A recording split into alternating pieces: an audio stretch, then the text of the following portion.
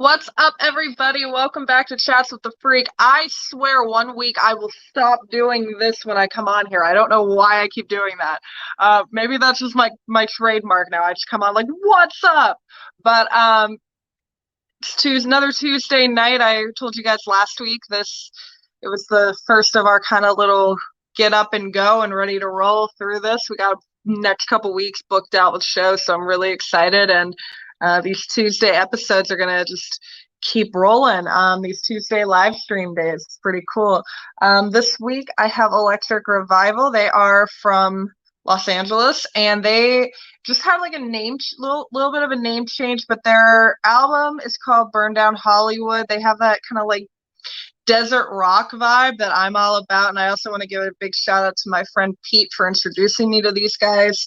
I did a post on my private page asking for bands to kind of like recommend for me to bring onto the podcast, and this was definitely the best one that was in the comments section. I think that's a pretty easy assumption, so I'm really glad to have these guys on, and I'm gonna add them into the chat now. What's up, guys? What's up? How you doing? I'm doing good. Thank you. I thank you guys before I brought you on, but thank you guys again for coming on doing this with me. I really appreciate it. Absolutely. Thank you for having us. So tell me a little bit about Electric Revival. I know I mentioned that you guys had a little bit of a name change recently and all that stuff. So I just want a little bit of a background on the band. So we kind of released our EP in February last year. We came out with a single called Burn Down Hollywood first, when we were still called that as well. And then the EP came out about a week later, and we had our first show. The lineup was a little different back then, and then the pandemic came. So we managed to play one gig before. Oh, wow. Kind of crippled for a while there. Then we kind of started to put together the band, and with Kostas joined us. And we were supposed to play when things were starting to open up in LA last summer again, before the second closure, and then the bar closed, and we just ended up starting our own underground shows for a while. Mm-hmm. In our apartment building here, actually. So we did that for 4 months, I think. And I mean, we did have there was people that showed up, Mm-hmm. We did that for a while. Now we haven't done that in a little bit, because we're kind of trying to focus on our upcoming album, and we're kind of rebranding the band a little bit. I'm actually not going to be singing lead vocals on the album, at least, anymore. Okay. We'll see about live though, because the guy that's going to sing on the album, he's from New Zealand. Oh, wow. Yeah. So, I mean, he's planning on maybe trying to get his ass over here eventually. But while we're in the middle of a pandemic, we're going to kind of try and see what we can do, while we're all on spread out places in the world. Right. Yeah, that has to be hard working with it's cool with the internet right now, being able to network with people overseas or in different states or whatever the situation is, but it's definitely hard with the pandemic, where you can't really make plans to have somebody come over or do anything with the border restrictions and stuff. Yeah, definitely. But yeah, I mean, we're gonna do our first music video from the new album. Is going to come out this spring. We're hoping to have it out by the end of March, if not by April. Okay, cool. So we're going to have, we're still considering, should we do a lyric video, or should we do a music video filmed in New Zealand and here in LA? And the drummer that we have on the album, he lives in Gothenburg, Sweden, where I'm from. So we're wow. Okay, I'm gonna have to roll for a second. Cool. But they'll take over for me. Okay, that's cool. Thank you. Sounds good. So how are you guys kind of in the band, I guess, is how I should ask that. What do you guys kind of do? Because he was alluding to, he sang a little bit on the EP and does some stuff like that. So what are your guys' kind of roles in Electric Revival? Well, I came to the band after they released the first EP. I play bass, and so yeah, on the EP, I'm not. I don't play. I didn't record the bass. So yeah. So right now, I'm the bass player, and I guess that's my role. Yeah, you kind of had to come in and kind of just like figure out like other people's work or like what they wrote. You mean about who writes the songs? No, I was talking about like with the EP, like you had to come in and kind of like learn somebody else's bass riffs, kind of like on the spot. I think that's kind of an interesting role for some people to have. You know what I mean? Yeah. Uh, I guess you have to do that. It's because the music was written. So at least for me, I had to learn the parts how it is, Mm-hmm. how they were actually. Sorry, and yeah, but that's not a problem. I guess it's Right. yeah, it is what it is.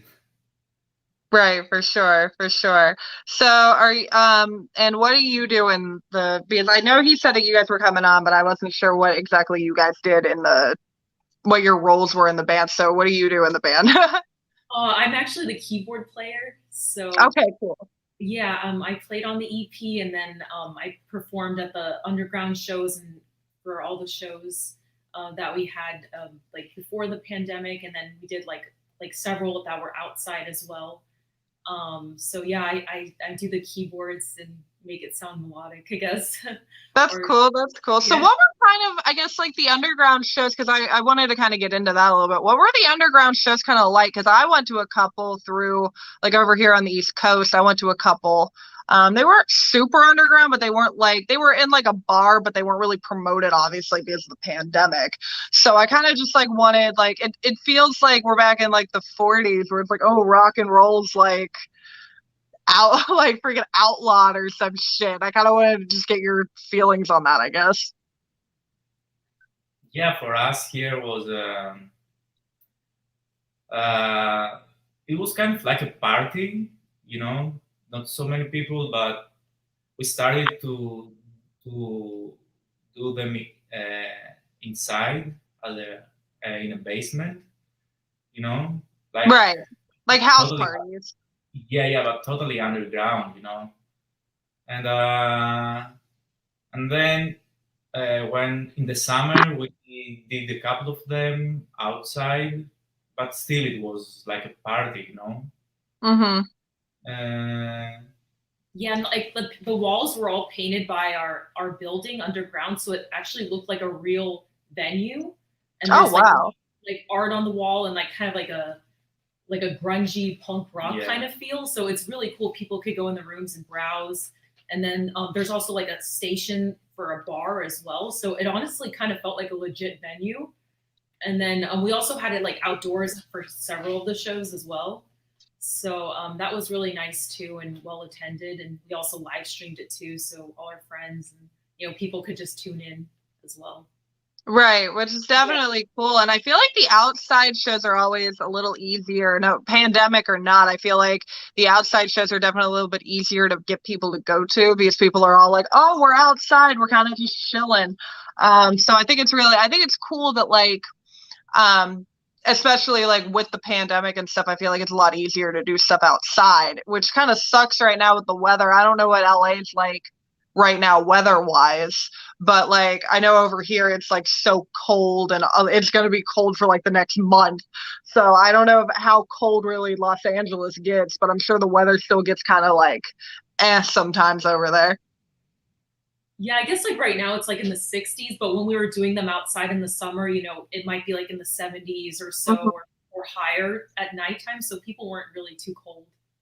But Right. it's not like really like especially well attended because I think like people were appealing to like the outdoor kind of like venue and they felt more comfortable. So and it was just like easier for them to walk around. It's kind of like very roomy out there and also, Mm-hmm.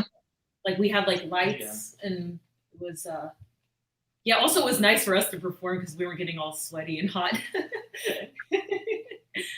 I bet you guys were also looking forward to performing because, like, there's obviously not like a lot of opportunities to be able to perform right now, which is like it sucks because that's where most bands get a lot of their, I don't want to say exposure because I know that doesn't pay anybody's bills, but that's where everybody kind of gets their exposure and gets some money with merchandise or whatever the case is. So it definitely has to suck to not be able to get out there. So it must have been cool to at least in some way or another get out there and play some sort of shows.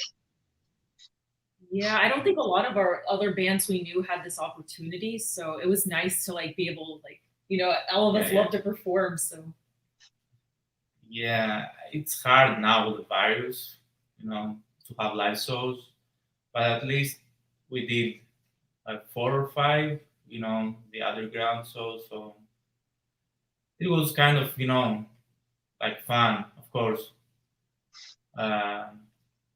Yeah. Right, for sure. So, before I was gonna kind of like bring this into this once he came back, but I guess we can kind of hop into this now. Were you guys in any other, I guess, projects leading up to this? Like, how did you guys kind of end up in Electric Revival? How did that kind of happen?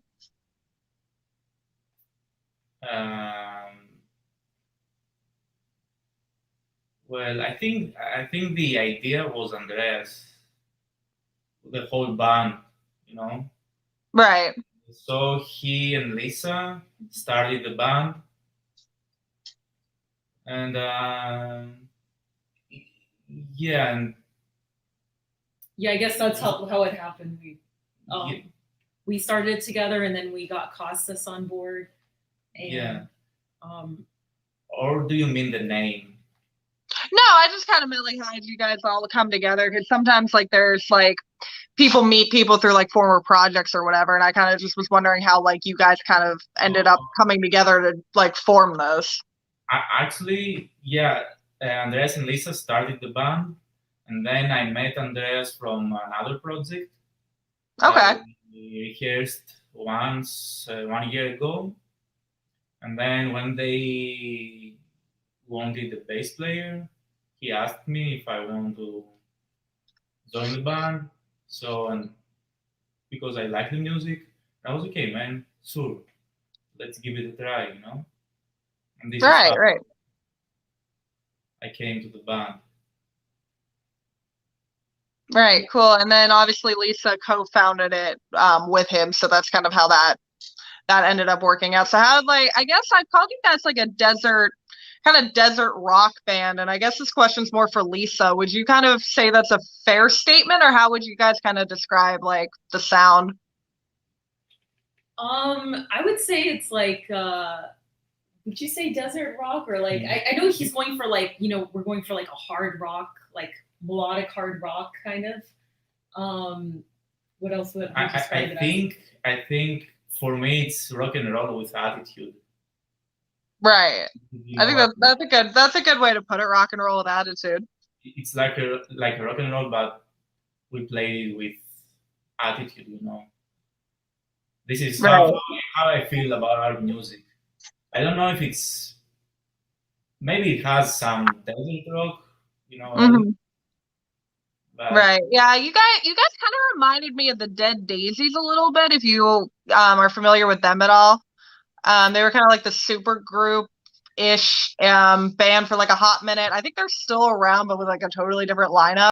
It kind of had like that same like kind of, I guess, like you said, like rock with an attitude. It was kind of like that older kind of like 70s like heavy rock kind of vibe, and that was just like kind of what I gained off of it. Hey. Yeah, it's definitely has some 70s influence, right? Yeah. Sorry about that.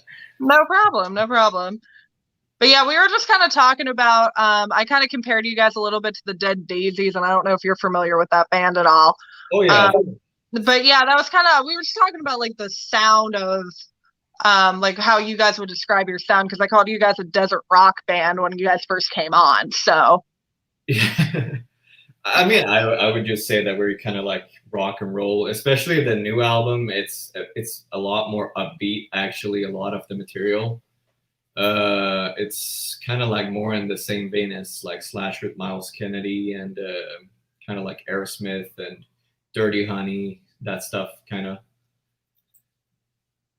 So That kind of like 70s, like late 70s, early 80s kind of like hit you in the face rock kind of vibe.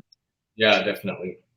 Right. So I asked these guys this, but I guess I'm going to bring this question back up since we were just talking about it, and I'll ask you, how did this project kind of come together? Because they were kind of explaining how they kind of came into the band, but like what would you say, since you were kind of the one that co-founded it with Lisa? How would you say that this project like started, I guess?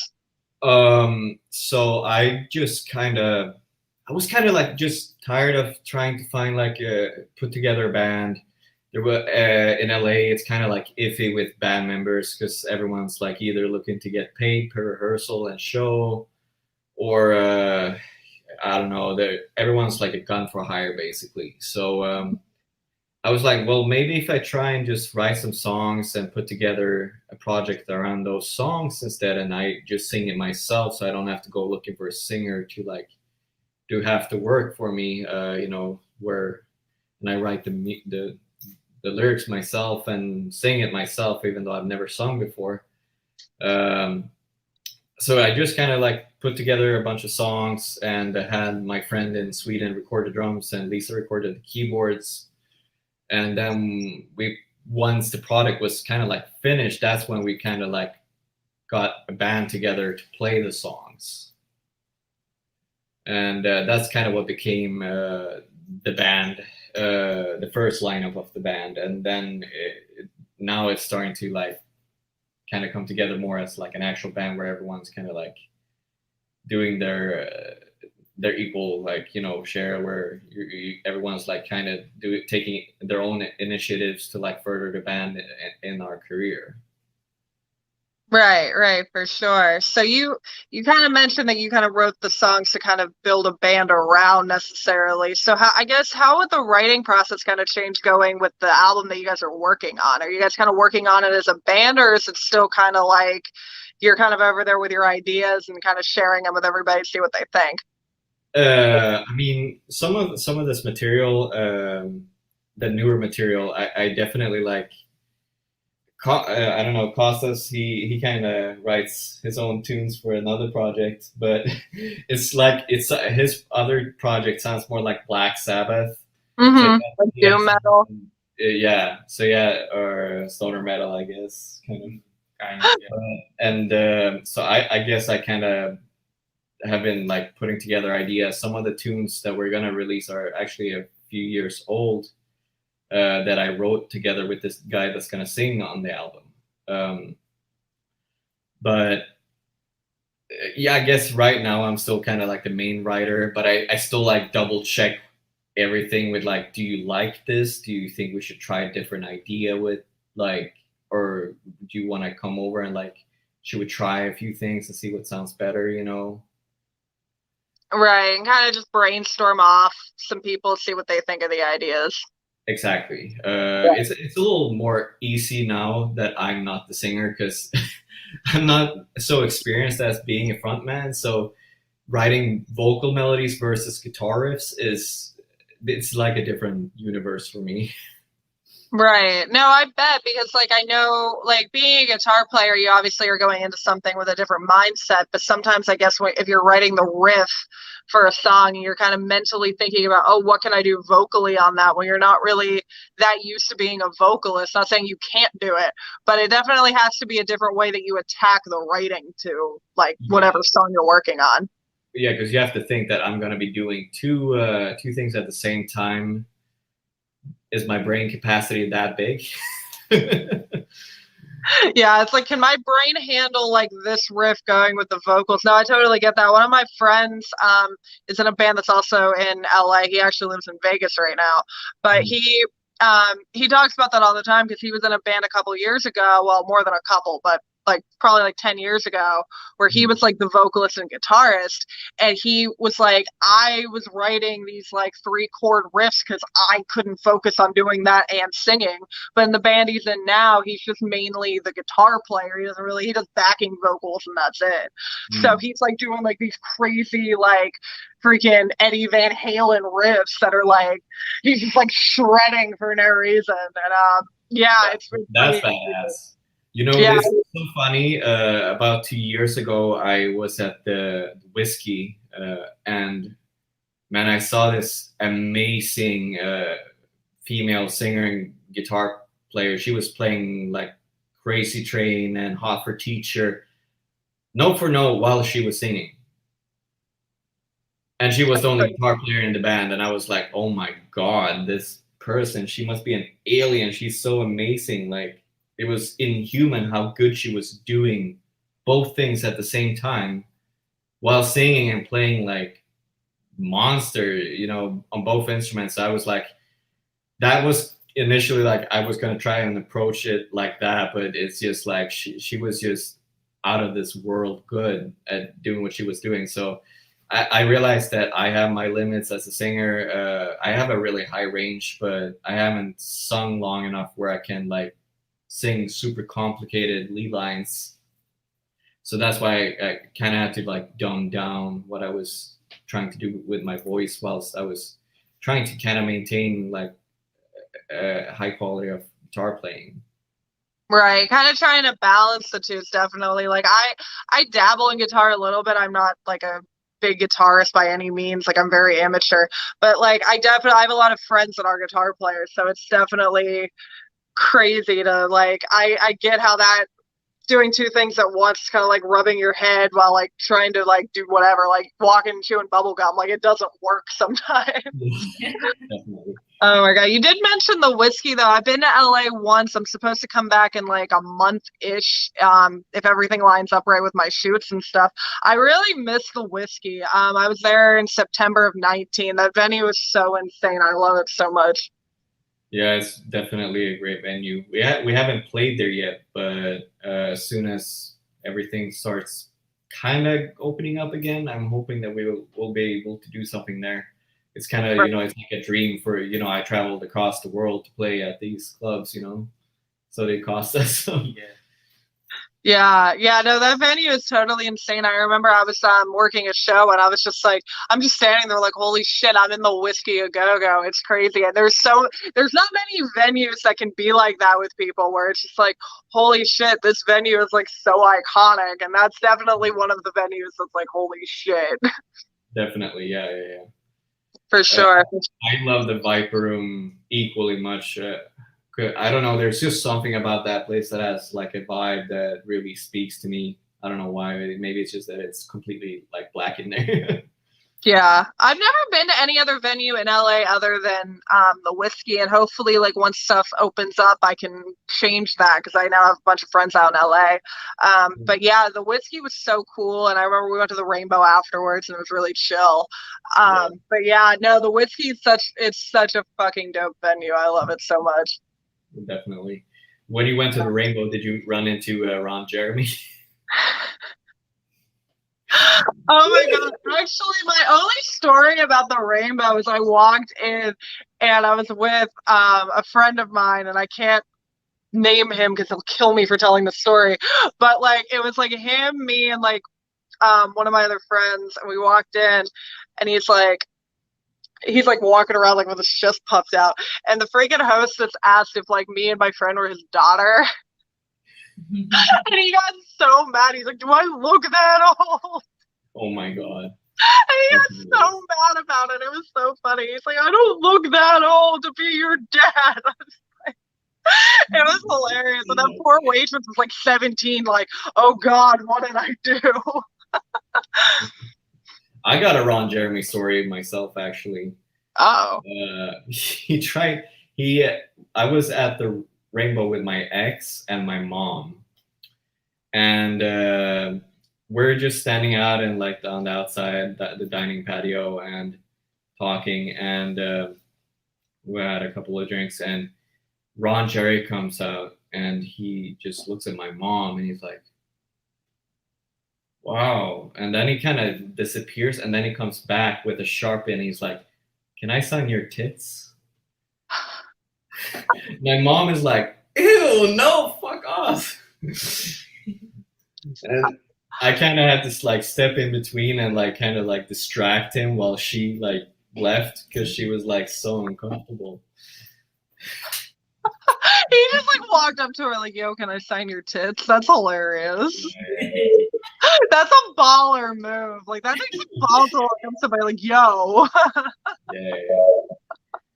I'm surprised that doesn't happen every night, though.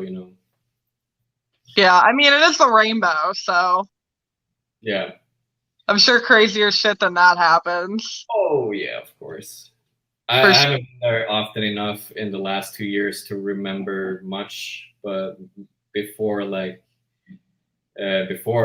I used to go there like weekly, there was a lot of crazy things going on at the same time.